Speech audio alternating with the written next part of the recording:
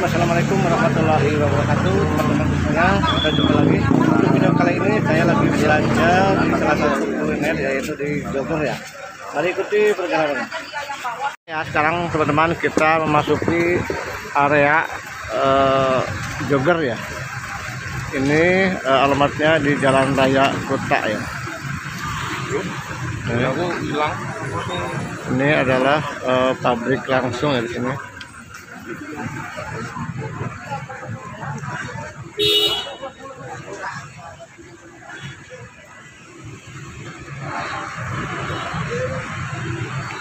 Pusat oleh-oleh khas Jogor ya teman. Dan kita memasuki ya area lokasinya. Pabrik khusus.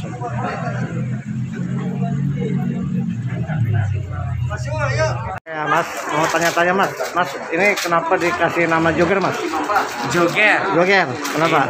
Itu gabungan dari dua nama, Pak. Ya. Oh. Terima kasih pertanyaannya. Ya. Kalau Jo itu dari Bapak sendiri, itu atas nama Bapak Joseph. Oh gitu. Kalau Gernya itu teman Bapak sewaktu kuliah di Jerman, namanya Bapak Gerhard. Oh gitu. Ya, makanya digabungkan dua nama. Iya. Makanya jadi namanya Joger. Oke, makasih ya kesempatannya. Oke ya, kita masukin lokasinya ini.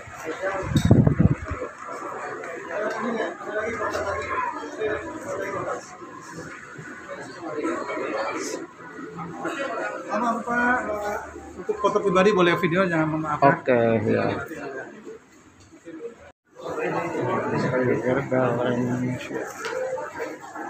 Di sini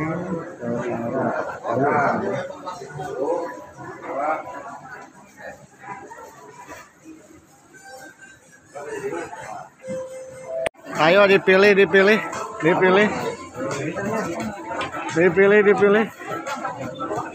Mantap ya, Joger ya.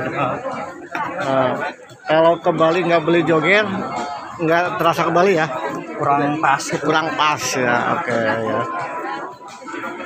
Wow teman-teman ya, saking laku dan ramainya ya nih, untuk pembayaran aja segini antrinya ya. Inilah salah satu pilihan baju yang berkualitas yang ada di Pulau Bali, yaitu Joger ya teman-teman. Ini berbagai macam merek ada ya, ukuran.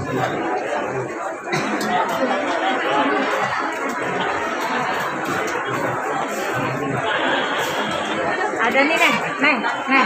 Berapa? Kita harus bersabar antri ya. Memilih untuk segera mempercepat perjuangannya di Jogja dan segera menuju ke Kasim, dan bagiannya yang telah menyelesaikan untuk segera kembali ke teman-teman. Ini adalah bukti yang membuktikan bahwa Joger paling dicari. Ini buktinya, bayarnya aja antri ya.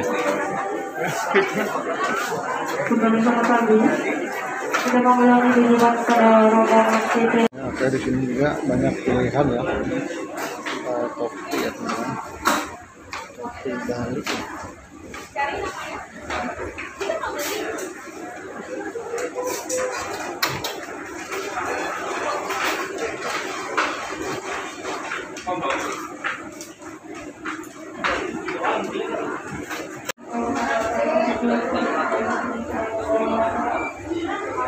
Banyak ini yang paling disukai yang ini ya teman-teman nih, topi ini.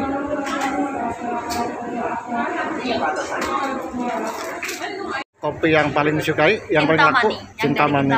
Karena wanginya lebih pekat. Oh, yang ini apa ya? Yang mana? Ini. Yang warna merah, Pak. Yang warna merah. Oh, ini adalah kopi yang paling disukai ya oleh para pembeli ya teman-teman.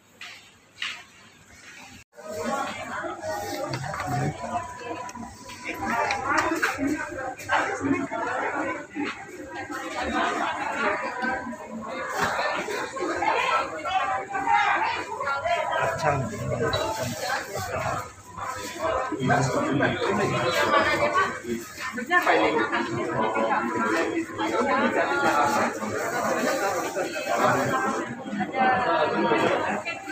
Soalnya ini salah satu sebenarnya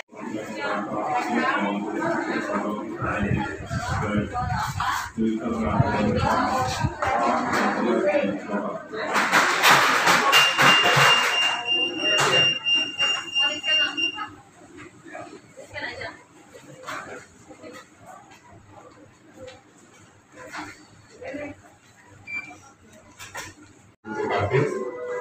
bagi Anda yang telah menyelesaikannya untuk segera kembali ke bis. Terima kasih.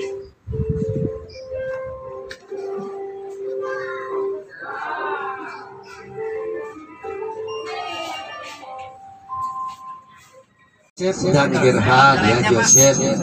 Kalau jeleknya apa? Kan Joker jelek. Oh, jokernya jelek. Enggak, Jokernya istilahnya jelek.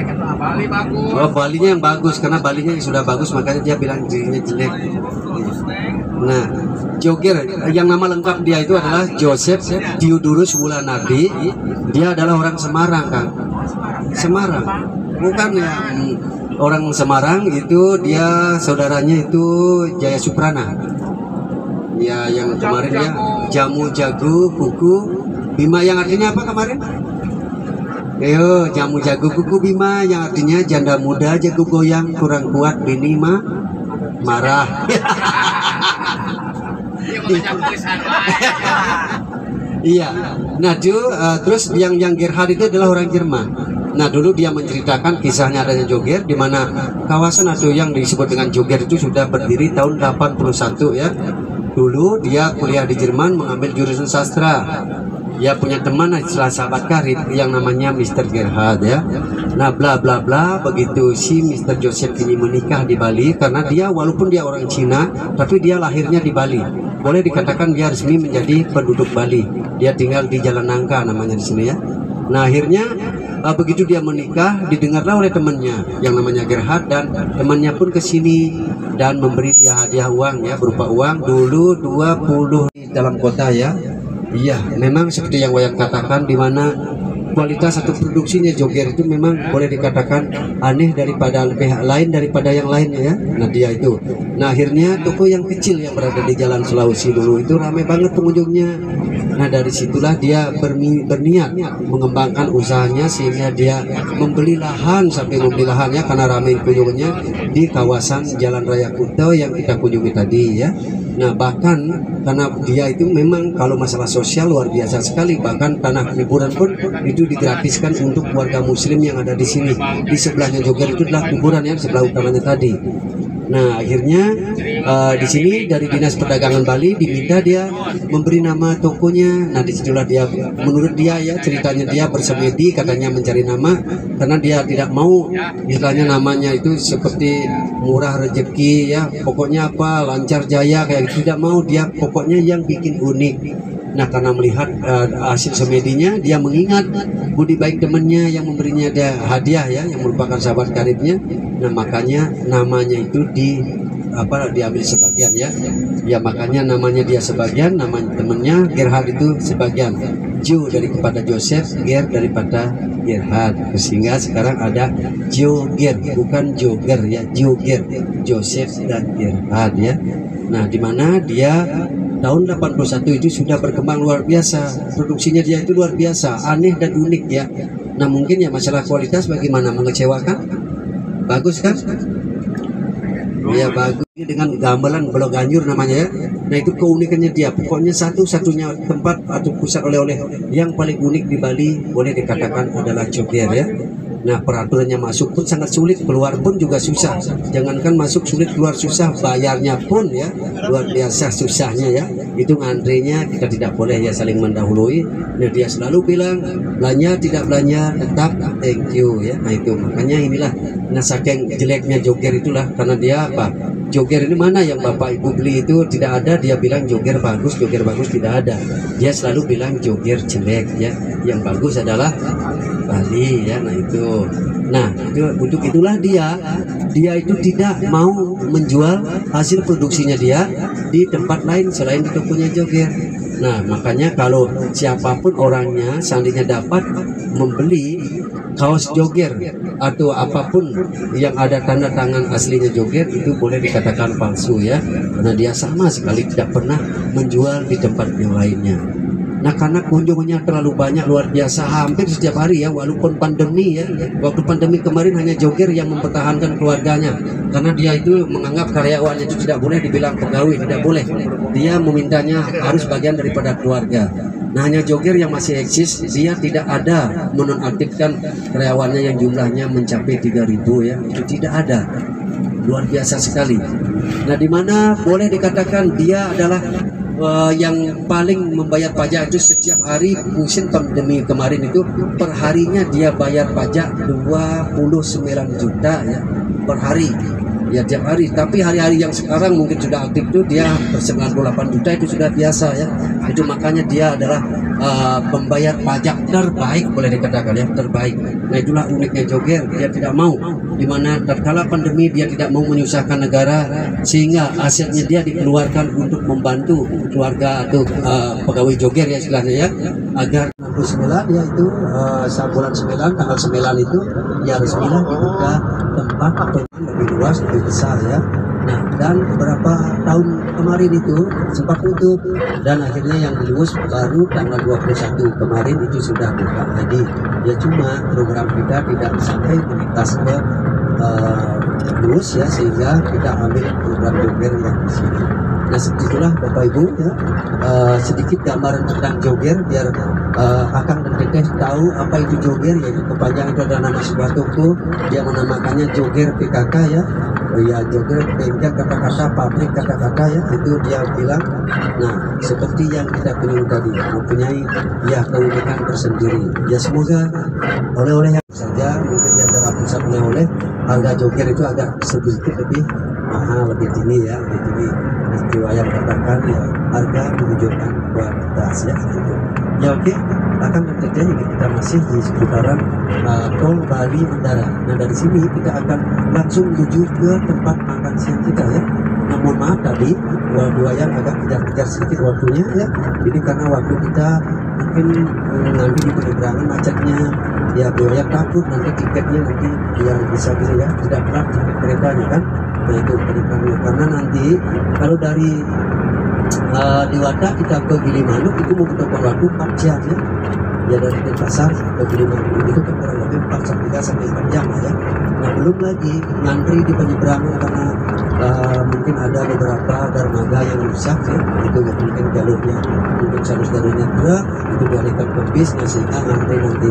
Makanya mohon maaf lagi sekali itu agak kejar sedikit ya. Oke ya, oke, inilah kawasan yang diberi nama Teluk Benua ya, Teluk Benua ini Benua. Nah ini rencana kedepannya ya, yang menurut informasi yang saya dengar. Nah di mana di sini nanti akan dilokasikan tempat penambatan atau parkirnya kapal-kapal yang akan merapat di sini ya, kapal besar ya, kapal itu pesiar ya, yang besar. Nah itu dan tadi itu dibentuk dulu untuk fasilitasnya seperti perkantoran atau apa ya. Ya memang mungkin secara umum ya Akang dan Teteh juga pernah melihat, dengar nggak? Ya Bali, tapi akhirnya apa, muncul juga tulisan-tulisan Bali tolak ya reklamasi, karena memang benar dimana rencana yang reklamasi ya di kawasan jalan tol ini, tapi tidak di sininya. Kalau ini walaupun tidak dikasih karena ini adalah milik pemerintah, ya itu juga sudah di direklamasi. Nah itulah yang difasilitasi nanti untuk nyandarnya kapal-kapal besar ya. Nah tapi yang rencana itu yang direklamasi adalah yang Bali Selatan, dekat selatan, tapi wacana reklamasi tersebut sampai sekarang pun belum menemukan titik temu karena masih ada penolakan dari desa adat. Makanya kalau berbicara di Bali tentang desa adat, ya desa adatlah yang paling kuat ya. Makanya tidak bisa pada waktu pemerintahan SBY pun, walaupun termasuk yang menanam saham itu sudah banyak sekali kan, termasuk pemain bola yang namanya siapa namanya Ronaldo ya, dia pun sudah ikut menanam istilahnya mangrove di sini. Karena apa? Berharap banget itu reklamasi bisa terjadi. Ya kalau memang realisasi reklamasi tersebut itu akan dibangun.